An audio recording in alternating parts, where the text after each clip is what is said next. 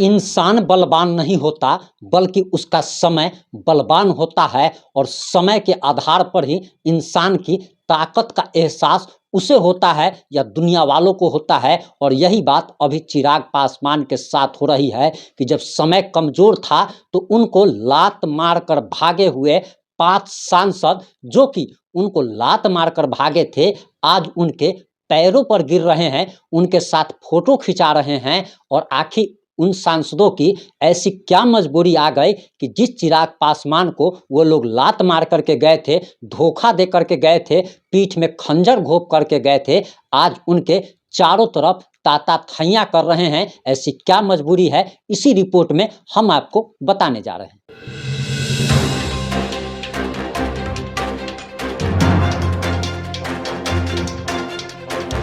नमस्कार, मैं प्रिंस कुमार सिंह और आप देख रहे हैं पॉजिटिव इंडिया। अगर अभी तक आपने चैनल को सब्सक्राइब नहीं किया है तो कृपया चैनल को सब्सक्राइब कर लीजिए, और जो लोग ऑलरेडी कर चुके हैं उन सभी लोगों को तहे दिल से धन्यवाद। अब आते हैं मुद्दे पे। दरअसल आजकल चिराग पासवान का मतलब एक तरीके से आप कह सकते हैं कि चिराग पासवान की परिक्रमा वो 5 सांसद कर रहे हैं जो कभी चिराग पासवान को धोखा देकर और उनकी पीठ में खंजर घोंपकर पशुपति पारस के साथ चले गए थे। और चिराग पासवान का साथ उस समय छोड़ दिया गया था जिस समय चिराग पासवान के सर से छत उड़ गया था, यानी कि एक तरीके से आप कह सकते हैं कि उनके पिता का देहांत हो गया था। और किसी के भी पिता को उसका शरीर का मतलब एक तरीके से कहा जाता है कि छत होता है किसी भी बेटा के लिए, क्योंकि जब तक किसी भी बच्चे के लिए उसका पिता जिंदा रहता है उसे किसी बात की परवाह नहीं होती है। वो कुछ भी करता है तो एकदम बिना डर के करता है और उसे लगता है कि उसका बाप है जो कि उसे बचा लेगा। लेकिन जब इंसान के किसी भी इंसान के, ये चिराग पासवान की बात हम नहीं कह रहे हैं बल्कि जनरली बात बोल रहे हैं, किसी भी इंसान का पिता का साया जब उसके सर से उठ जाता है तब उस इंसान को लगता है कि अब वो अनाथ हो चुका है और उसे कोई भी अपना कदम उठाने से पहले 1000 बार सोचना पड़ता है कि ये कदम उठाएंगे तो क्या होगा, क्योंकि सब कुछ भोगना उसे ही पड़ेगा, उसे बचाने वाला कोई नहीं है। क्योंकि सर पे अगर आपके सर पे अगर छत हो जो कि आपको गर्मी से बचाती है, धूप से बचाती है, आपको बारिश से बचाती है, तो आंधी तूफान से बचाती है, लेकिन आपके सर से अगर छत ही अगर हट जाए, अगर आप खुली जगह पर हो, तब आपको एहसास होगा कि आखिर एक छत की अहमियत क्या होती है, छत की कीमत क्या होती है।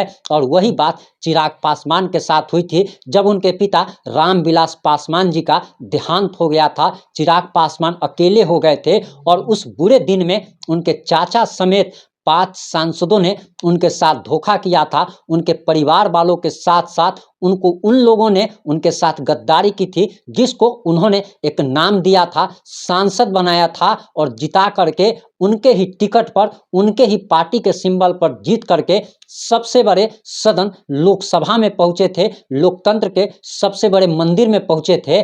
लेकिन उसी चिराग पासवान को धोखा देकर जब उनके चाचा पशुपति पारस, उनके चचेरे भाई प्रिंस राज बीना सिंह वैशाली की सांसद, उसके बाद चंदन सिंह सूरजवान सिंह के चचेरे भाई, और एक नाम और है मोहम्मद महबूब अली कैसर जो कि रामविलास पासवान के बहुत अच्छे मित्र बताए जाते हैं। और इन सभी लोगों ने चिराग पासवान का साथ छोड़ दिया था। लेकिन आज वही दिन देखिए कि ये सभी लोग, पशुपति पारस के अलावा ये चारों लोग आज चिराग पासवान की परिक्रमा कर रहे हैं। और परिक्रमा क्यों कर रहे हैं इस बात को भी जरा समझ लीजिए कि चिराग पासवान ने 6+1 एनडीए में ये फॉर्मूला मांगा था और इस फॉर्मूले के तहत चिराग पासवान को 6 लोकसभा सीट और 1 राज्यसभा का सीट जो है वो एनडीए देने जा रही है। यानी 2024 के लोकसभा चुनाव में मोदी लहर में एक बार फिर से चिराग पासवान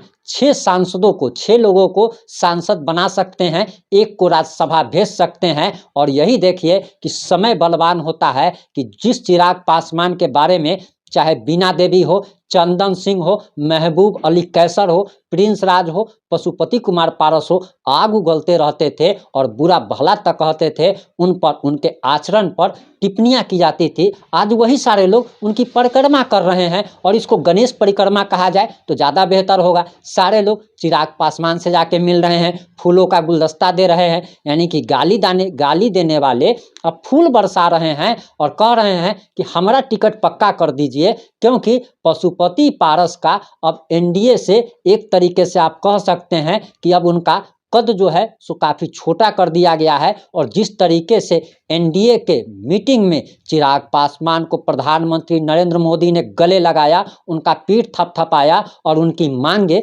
बीजेपी ने मान ली है, इससे साफ साफ लग रहा है कि बीजेपी ये बात समझ चुकी है कि पिता की विरासत बेटे को ही मिलनी चाहिए। और एक तरीके से प्रधानमंत्री नरेंद्र मोदी ने रामविलास पासवान की विरासत बेटे को सौंप दी है। पशुपति पारस जो कि अपने भाई की विरासत को संभालने का दावा करते थे, उस पशुपति पारस के बारे में जरा सोचिए कि उस पशुपति पारस ने उसी भाई के बेटे के साथ गद्दारी कर दी थी। आखिर वो विरासत संभालने वाले कौन होते हैं? क्या रामविलास पासवान जो है वो एक तरीके से क्या कहा जाए कि बांझ थे क्या? क्या उनका बाल बच्चा नहीं है कि उनका भाई विरासत संभालेगा? ये बात सोचनी चाहिए, क्योंकि ये हमारे देश का ये नियम है, रिवाज है कि पिता की विरासत उसके ही बेटे या बेटी को दी जाती है। आखिर चचेरा भाई या फिर चाचा आखिर उसकी विरासत कैसे संभाल सकता है? और आज स्थिति यह है कि बीना देवी जा कर के दिन में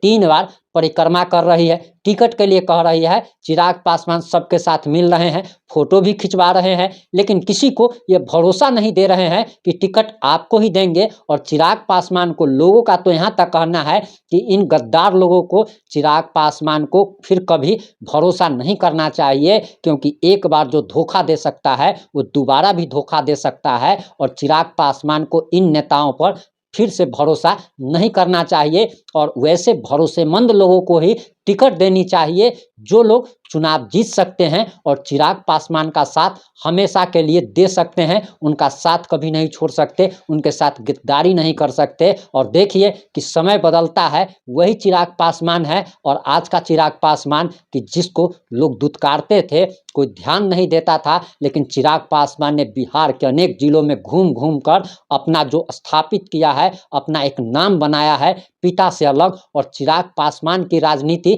काफ़ी अच्छी कही जाती है। चिराग पासवान को एक अच्छे नेता के तौर पर देखा जाता है कि वो दूसरों नेताओं के तरह बड़बोलेपन का शिकार नहीं है, बहुत लंबा चौड़ा फेंकते नहीं हैं और ना ही किसी पर ज़्यादा उग्रता दिखाते हैं। वे एक गंभीर व्यक्ति कहे जाते हैं और काफ़ी अच्छे राजनेता साबित हो सकते हैं, ऐसा लोगों का कहना है। वहीं आपको बताते चले कि 6+1 का जो फॉर्मूला मिला है और इसके बाद ये भी बताया जा रहा कि आने वाले समय में चिराग पासवान को केंद्रीय मंत्री भी बनाया जा सकता है और पशुपति पारस का पत्ता साफ हो सकता है। वहीं पशुपति पारस के बारे में बताया जा रहा कि एनडीए में उन्हें अहमियत नहीं दी जा रही है और उनकी बातचीत जो है वो नीतीश कुमार से चल रही है, उसी नीतीश कुमार से जिस नीतीश कुमार को पशुपति पारस जो है पानी पी पी कर गाली देते थे। और ये भी हो सकता है कि वो नीतीश कुमार के साथ INDI जो गठबंधन जो बना है, कांग्रेस वगैरह जो आरजेडी वगैरह जिस गठबंधन में है, उस गठबंधन में शामिल हो जाए और हो सकता है कि उनको एक लोकसभा सीट दे दी जाए,